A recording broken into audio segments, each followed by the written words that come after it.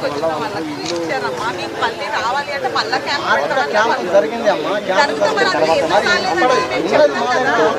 ఆసన చేత పెన్షన్లు పెంచేంత వరకు, వికలాంగుల ఆసన చేత పెన్షన్లు పెంచేంత వరకు ఐక్యత వర్ధిల్లాలి, వృద్ధుల ఐక్యత వర్ధిల్లాలి, ఒంటరి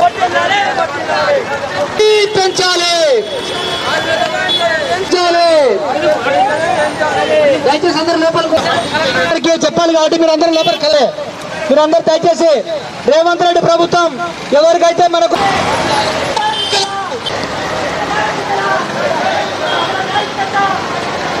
బయటికి రావాలి.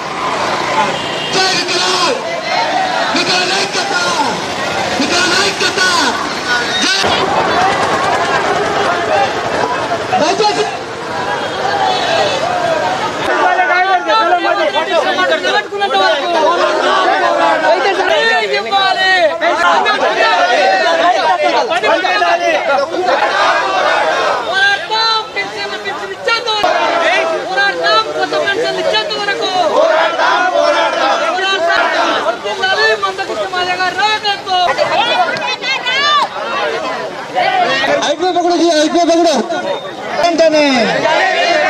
పెంచాలి. సిగ్గు సిగ్గు ఆసన చేత పెన్షన్దారుల పెన్షన్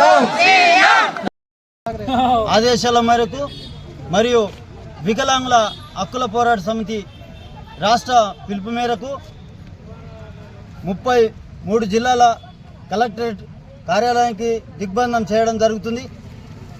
ఈరోజు మన ఎంఎస్పీ రాష్ట్ర అధ్యక్షులు మాకు మద్దతు తెలపడానికి వచ్చినారు. మరియు ఎంఆర్పిఎస్ వారు జిల్లా అధ్యక్షులు మరియు ఎంఆర్పిఎస్ వారు అందరూ కూడా మాకు మద్దతు తెలుపడానికి వచ్చినారు. చాలా ధన్యవాదాలు తెలుపుతున్నాం వారికి.